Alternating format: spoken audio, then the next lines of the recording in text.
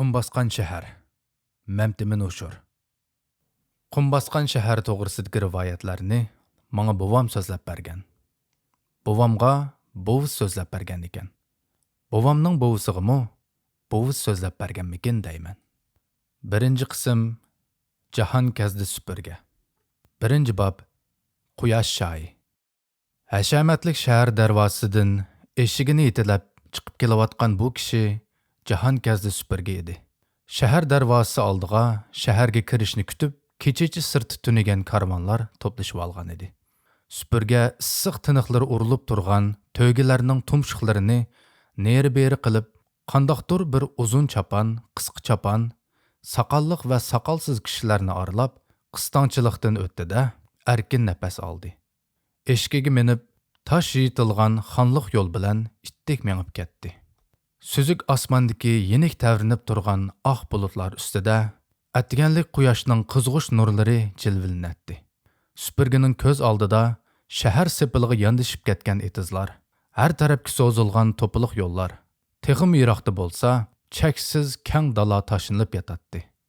Qancha karvonlar uloqlarining tuyoqlarini upiratgan toshliq yo'l supurga eshigining oyoqlari ostida ritmliq taraslaydi. Qilin egiz sepillar bilan qo'rshalgan hayvatlik bir shahar yo'lovchining orqasida qolmoqda edi. Bu shahar shu atrofga danqib ketgan Quyosh shohining poytaxti edi. Ya Alloh, jahon kezdi supurga umrida mundoq so'rin talat shaharni ko'rgan emas. Shahar bakmi cho'ng bo'lib, podshohlikqa qarashliq barliq o'lkalardan bulab kelingan boyliqlar bilan tinib ketgan edi. Qorong'ulashib turgan bog'lar bilan qo'rshalgan xon saroylarini hayvatlik tövriklar bezab turadi. Chosiq shatquzilgan kang yo'llar, rangarang tavlanib turgan ravoqlar, bo'kkida daraxtzorliqlar orasidan ko'rinib turgan ajoyib gumbazlar, sunniy tog'lar ustiga ko'tarilgan tosh palampaylar shahar manzarasiga texmi saltanat beg'ishlaydi. Shahar ko'chalaridan oltin kumush, esil toshlar, qimmatlik hayvon terilari, xushbiroq dori darmonlar, qaysi bir kichik podshohliklarning sovg'a salomlari qachilangan sanduq qoplarni ortgan karvonlar shoh o'rdisiga qarab oyog'i uzilmay o'tib turadi. Bu boyliqlar bu yerda o'rdidagi yeb ichish, o'shiqchi so'lat, saroy ayvonlarini bezash ishlariga sarf bo'lib tugaydi. Jahon kezdi supurga bu shahardagi hashamatlar ichida bahorning haqiqiy hidini, odamlarning chiroyida to'qliqning bishorati bo'lgan qizilliqni, qaqoqlab kulgan chin kulkini ko'rmadi. Shaharning paskina, tor orq ko'chalari namratlar bilan to'lib ketgan edi. Hashamatlik xon saroylarini qurgan kasiblar, qadoqlashgan qo'llari bilan ajoyib ravoqlarni o'ri qilgan ustalar, mohir naqqoshlar bu yerda qiysaygan tor ko'lbilarda hayot kechirishadi. Ko'chalarda mukchaygan, ig'ir amgakdan holsirgan kishilar tushkun qadam tashlaydi. Jasus suxanchilardan xuduksirab atrofiga qarab ehtiyot bilan pichirlashadi. Daraxtlar ustida qushlar churuqlashadi. Aram baxsh shamolda yupurmoqlar yenik shildirilishadi. Shirqirab eqiyotgan suvlar muhabbat naqshlarini aytib, eriq bo'ylaridagi yeshil o'tlarni so'yib o'tadi. Lekin tabiatning bu bazmillaridan xushal bo'lg'ida ko'ngilni izlab topmoq tas edi. Shahar sepilining sirtida yana Divonalar mahallasi deb atiladigan mahallalarmi bor edi. Pakar-pakar uylar, agri-bugri to'piliq tor ko'chalardan qurilgan bu mahallada jul-jul kiyimlari bilan ko'chaning to'pisini to'zitib o'ynab yurgan bolalarning ko'pligi kishini hayron qoldiradi. Ba'zi divonalar yerni ko'labla gami qilib kirib olgan edi. Har bir o'ylining ishiga oldida tuklari tushib, qo'tirlashib ketgan itlar ikki putining ustiga beshini qo'yib mugdab yotadi. Bu itlar shunchalik o'rinlashib ketganki, biror o'g'ri kelgudak bo'lsa-mu, egisi o'yg'itib qo'ymag'icha qavmaydi. Har bir uyning ishiga oldida dövlab qo'yilgan eski-tuski latilar, to'mir tarsak, ko'ni kiyimlar, xaltalarda qurg'an, ko'kargan parcha nonlar ko'zga tashlanib turadi. Bu yerda biror tupdal daraxt yoki ko'kargan o't cho'pmi ko'rinmaydi. Hamma yer kuyuk oftobda o'tdek chaqnab yotadi. Bu mahalladagilarning hammasi shaharga kirib divonachilik qilish bilan jinini boqadi. Podshoh tarafidan ularning shahar ichida turishi mangu cheklangan edi. Shaharga kirgandimi, ularning cho'ng ko'chalarga o'tib tilamchilik qilishi ma'ni qilinadi. Ularga sadiqa berdiganlar yanala shaharning orqa ko'chalaridagi nomratlar edi. Jahongazdi Supurga Quyosh shoyining bu ulug' poytaxtiga qandoq kelib qolganligini o'zimi bilmaydi. Balkim u ezib kelib qolgandir yoki taqdirning shamili uni uchirib bu yerga tashlagandir. Supurga safarining tizginini ko'nglining ixtiyoriga topshirgan edi. U qancha suvlarni kechib o'tdi. Qandoqdir bir karvonlarga agishib mangdi. Kimlarningdir gulxonlari atrofida tunidi. U shahar darvozasidan kirmay turibla bu la'natiy makonga kelib qolganiga pushaymon edi. Darvoza qo'riqchilari beshiga nepiz bo'k kiygan, yuzini quyuq soqol bosgan, uzun yaktikining bir peshini belidagi po'tisiga qistirib olgan bu g'alati odamni varqirab to'xtatdi. "Ey soqol!" Supurga qo'riqchilarning varqirg'inini anglamaganga silib mengiverdi. Chunki uning ismi soqol emasdi. "Ey soqol, sana gap qilyapmiz. Meni chaqiryapsizlar?" "Ha, seni nega? Ko'ryapsizlar-ku, shaharga kirib ketyapman. Eshigingni bu yoqqa tart." Qo'riqchilar Supurgini noqib, tartqishlab bir chetga ochiqib, yanchoq qo'yinlarini oqtirdi. Ularning qo'liga bir necha ushshoq yarmoqdan boshqa hech nima chiqmadi. Ko'pni ko'rgan Supurga un chiqmay qarab turadi. Albatta, u muhimroq narsalarni mundaq mangdamda bir uchrab turadigan qaroqchilarning qo'liga chiqadigan yerga qo'ymaydi. "Ulug' poytaxtimizning qoidalarini bilamsan?" deb so'radi bir qo'riqchi. "Biladiganimdan bilmaydiganlarim ko'p", dedi Supurga. "Amisi anglab qol. Bu shaharga birinchi navbat kelgan kishi darvozadan kirish haqqi to'laydi." "Xudo haqqi, o'zinglarmi aqtirib ko'rdinglar? Meningda ashu bir necha yarmoqdan boshqa hech nima yo'q. Puling yo'q bo'lsa, shaharga kirib nima qilasan? Yoki sen tilamchilik qilmoqchimi? Shundoq qilmoqchi bo'lsang, yo'qol bu yerdan. Bizning divonlar mahallamizning tilamchilarimi yetib oshidi." "Nadiki gapni qilyapsizlar?" deb tushundirdi Supurga. "Men bir jahongazdi musofirman. Qudrati tangdoshsiz Quyosh shoyimizning shuhratini, ulug' poytaxtining danqini anglab, ziyorat qilmoq bo'lib, yiroqlardan keldim. Menda nadimi pul pichak, mol dunyo bo'lsin. Dunyo yig'ish oqillarning ishi emas. Boyliq faqat ulug' shohlarga zinnat qo'sha oladi. Nadi qorong'u tushsa, shu yerda tunayman. Bugun topqinimni atiga oshirib qo'ymayman. Anglaganmisizlar? Xudo atiga yetgudak umr bergan kishiga atilik rizqini qo'shib beradi. Muqaddas kitoblarga mana mushundoq yozilgan." "Sen xeli gapchi o'xshamamsan?" deb Supurgining so'zini tortib oldi yana bir qo'riqchi. "Puling bo'lmasa, muni qo'tur eshigingni qo'yib ket. Bo'lmasa, xon ordisi uchun bir oy hasharg'i ishlaysan. Ikkidan birini tanla." Nima gap bo'lib ketdi? Men zodi tushunolmadim. "Qupsanligingni qo'y, yoki bir oy hasharg'i ishlaydiganga tur, yoki eshakni qo'yib ket." Bu gapni anglab, Supurgining ko'rimsiz eshigi ovozini bo'lishiga qo'yib angrab, unlikrak gap qilg'ilimi bo'lmaydigan bu shaharni beshiga kiydi. Qo'riqchilar ochchig'ida uning beqinlariga qattiq oyog'i bilan bir nechini tepib etdi. Eshak Supurgi uchun Quyosh shohidanmi qimmatlikroq edi. Eshak tekkan tayoq o'ziga tekkandek bo'lib, dumbillari qimildab ketdi. "Hay hay, yaxshi odamlar, unda qilmanglar", deb arg'i tushdi Supurga. "Ko'rib turibsizlarki, bu mushunda xuyi eski maxluq. Xudo shunga uni boshqa nima qilmay eshak qilib yaratgan. Bo'pti. Men hasharg'i ishlasam ishlay. Eshak o'zimga qolsin." Supurga tosh yo'nug'uchilar qatorida tosh cho'qidi. Qandoqdir bir do'ngni tuzni do'ngga tortiyotgan hasharchilarga qo'shilib, eshigi bilan to'p to'shidi. U yerda sepillar ustiga qurilgan darlarni, shahar maydonining o'ttirisiga o'rnatilgan, o'limga hukm qilinganlarning kallasi chepiladigan hayvatlik ko'takni, oyoqlaridagi eg'ir kishanlarni sharoqlatib so'rab, qamchi ostida ishlayotgan jinoyatchilarni ko'rdi. Hamma yerni kishining demini siqadigan eg'ir buruqtirmaliq cho'nqur sukut qoplagandek qiladi. Faqat ikki ishlar Supurgining xotirasida saqlanib qoldi. Bir qitim u divonlar mahallasini ko'rib boqmoqchi bo'lib berib, eshigidan va o'zining jinidanmi ayrilib qolg'ili tasli qoldi. Jo'ldur kepan bir to'p odamlar yopirilib kelib, uning eshigining ustidan so'rab tushirishdi. Qip-yalang'och balalardan bir nechasi eshakning ustiga minibmi ulgurdi. Qolganlari uning qo'yinlarini oqtirib, kiyim-kechaklarini tartqishlab so'rgili turdi. Qo'rqib ketgan supurga: "Hay, noinsoflar, mushum ish bo'ldimi? Sizlar o'z kasbdishinglarnimi bulang-talang qilamsizlar? Menmi sizlarga o'xshash qalandarg'u?"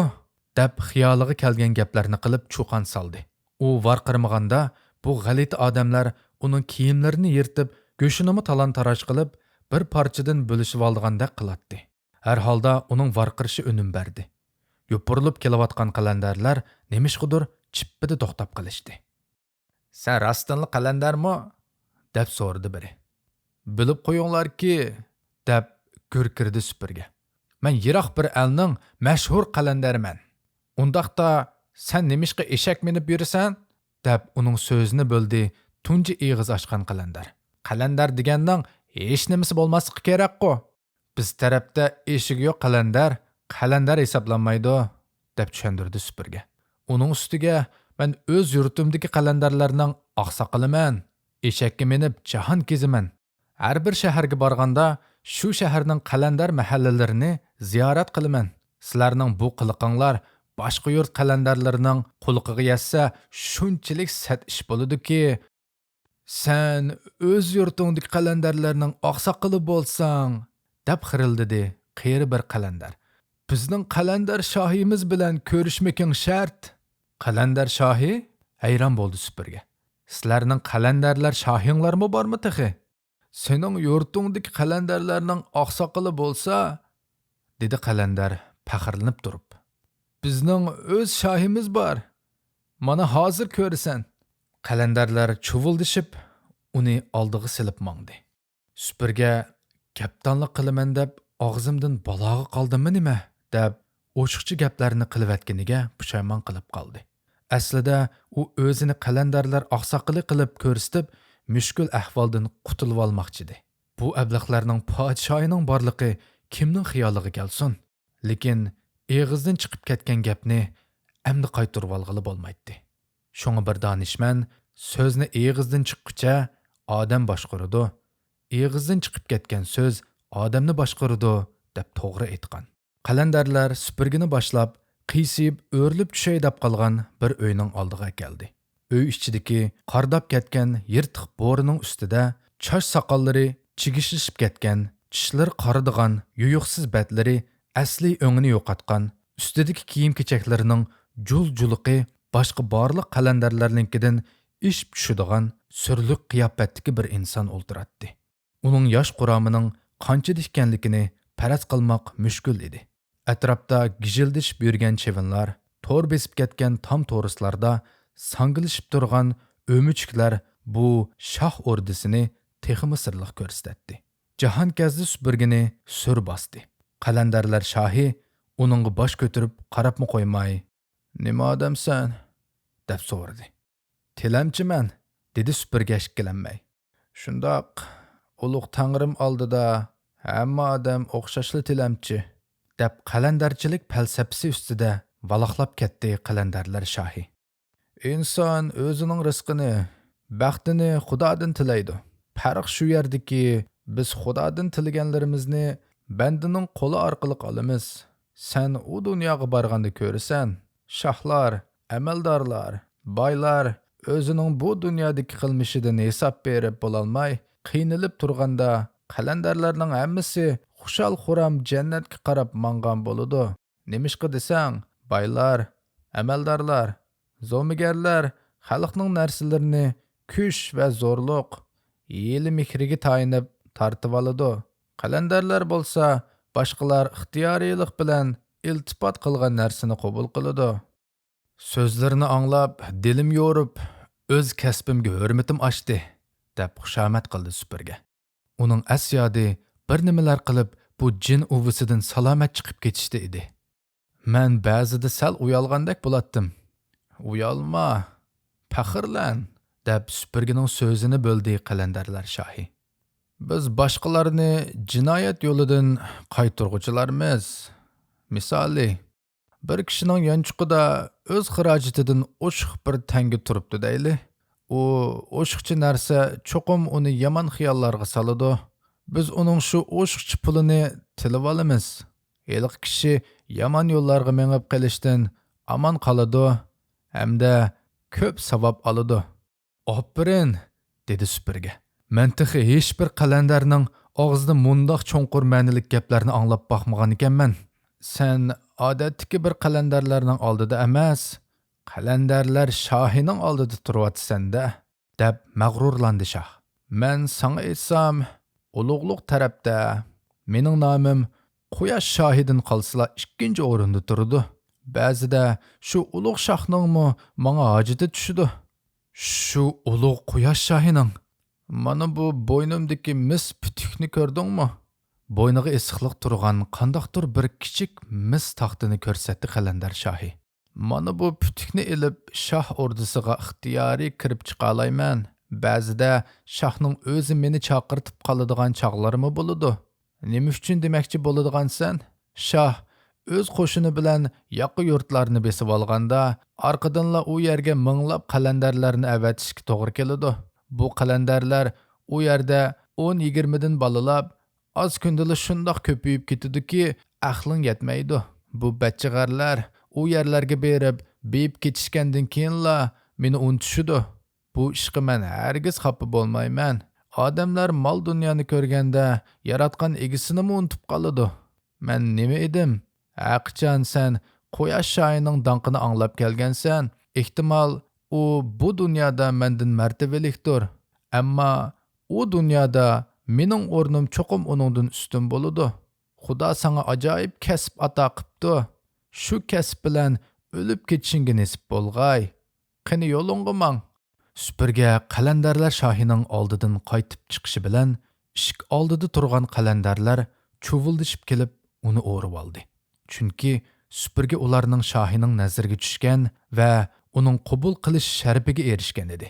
Qaysi bir qalandar uning eshigining quyrug'ini tortatdi. Qaysi biri uning choponlarining to'pisini qaqatdi. Kimlardir "Posh" deb uningga yo'l ochatdi. Qalandarlar uzundan beri bu yerda ko'rilib boqmagan ashundoq qizg'in tantana bilan uni uzitib qo'ydi. Yana bir kuni supurgi shahar ko'chisida qo'li mahkam bog'langan bir mahbus bilan uchrashib qoldi.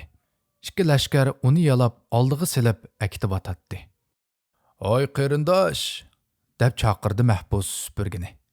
Supurgi ixtiyorsiz eshigining qadamini to'xtatdi. Chunki u supurgi tug'ilgan yurtning talaffuzida so'zlagan edi. "Sen kim bo'lasan? Nima odamsan?" dedi supurgi hayron bo'lib. "Kimligimni deb berishga vaqtim yo'q", dedi mahbus. "Munu ikki lashkarmi texi mening kimligimni bilgini yo'q. Arzimas bir ish bilan bularning qo'liga tushib qoldim.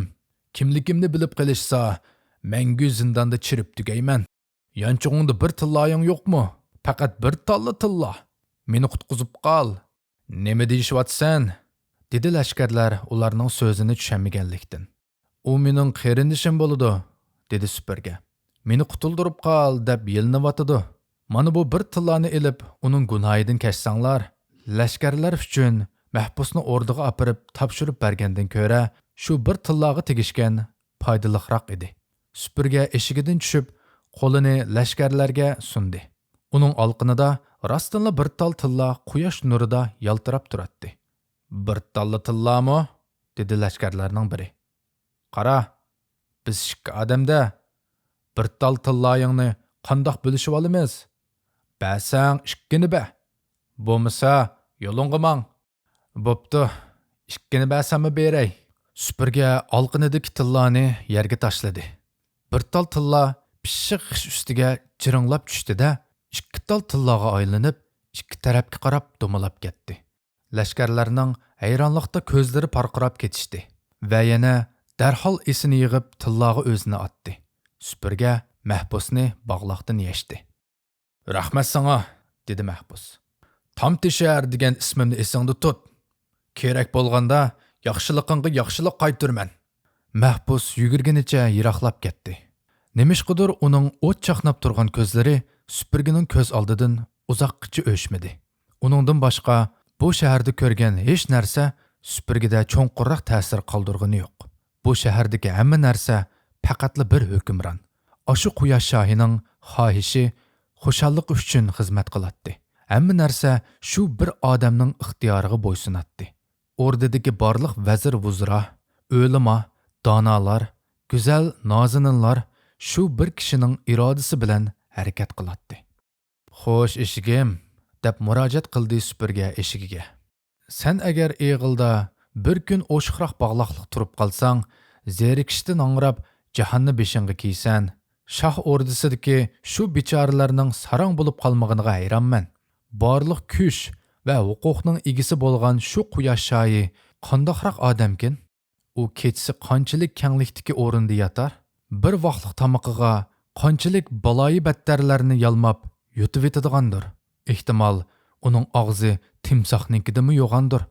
Uning quloqlari seninkidimi uzun bo'lib, mo'risiga sangilab tushsa kerak. Yoki bo'lmasa, u yiliq cho'chaklardagi iblisning naq o'zidir. Bo'lmasa, nemishqa uning nomini anglaganki odamni titrak bosidi? Jahonkazi supurga o'z yurtini seg'ingan edi. Uning yurti bakmi yiroqda, qum va cho'lliklarning ichida edi. Xudo o'z mo'jizasini ko'rsatib, oshu cho'lliklar orasida ajoyib buloqlarni yaratgan. Yiroqlardagi oq bosh tog'lar, qorliq cho'qqilardan erib tushgan muzdak qor suvlari bir-biriga qo'shilib, hayvatlik eqinlarni hosil qilib, qumliqlarga yetib kelganda nalargadir singib g'oyib bo'ladi-da, yana cho'llikning qaysi bir yerlaridan fontandek etilib chiqadi. Odamlar bu buloq suvlarini boshlab, bo'stonliqlarni bino qilgan edi. Supurgi tug'ilib o'sgan shaharning sepillarimi, hatto podshoyimi yo'q. Sonsiz buloqlardan yig'ilgan suvlar shahar ichida o'stang bo'lib, hayvatlik sharqirab oqidi. O'stang bo'yidagi qumliqlarda ushshoq balalar qip-yalang'och bo'lib, yugurishib o'ynashidi. So'gatlar soyasidagi saganchiklarda buvoqlar tatliq uxlaydi. Ujmi darx soyasi ostidagi kigizlarda o'ltirgan ayollar qiziq paranglashib, yeb egirishidi. Shahar maydonlarida dunyoning har tarafidan kelgan savdogarlar mollarini yeyib savdo setiq qilishidi.